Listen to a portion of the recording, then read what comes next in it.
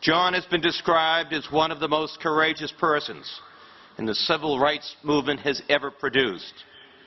I've met many people, but I have never met anyone as distinguished as John Lewis. Please welcome my friend, John Lewis.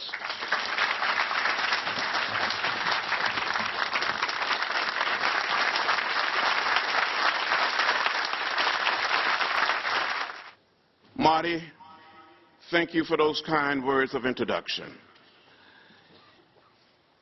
With that introduction, with those words, you took me back to another time, to another period in our history. Growing up there on that farm in rural Alabama as a young child, I tasted the bitter fruits of segregation and racial discrimination, and I didn't like it.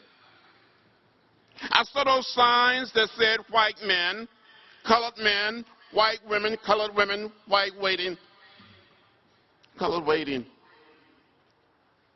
I would come home and ask my mother, my father, my grandparents, my great-grandparents, why segregation, why racial discrimination? And they would say, that's the way it is.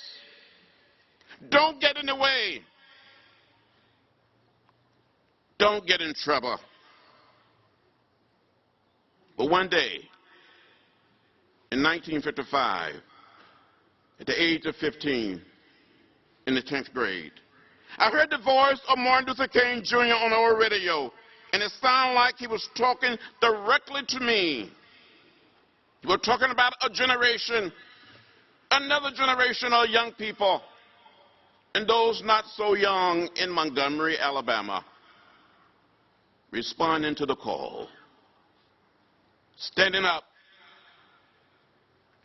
against segregation and racial discrimination. He inspired me to find a way to get in the way. And I decided to get in the way. I decided to get in trouble. It was good trouble. It was necessary trouble. So I said to you as graduates of this great university, you must be maladjusted to the problems and conditions of today. You have to get off the sideline, get in the way, get in the stadium of life. You have to get in the way and make your voices heard. You have an obligation, a mission, and a mandate from all of those men and women who sacrificed before you to find a way to get in the way. Some of them gave a little blood. Some of them gave their very lives for this democracy. You must do your part. You have to find a way to get in the way. As participants in the civil rights movement, we didn't have a website. We didn't have a cell phone. We didn't have an iPod. We didn't even have a fax machine. But we had ourselves. We were prepared to put our bodies on the line to make a difference in our society. We just didn't wake up one day and decide to march on Washington or to sit in at segregated lunch counters or go on the freedom rides or to march from Selma to Montgomery. We studied Thoreau. We studied what Gandhi attempted to do in South Africa and what he accomplished in India. We studied the work of Martin Luther King Jr. in Montgomery. And we really did believe that through nonviolent action, we could bring about change.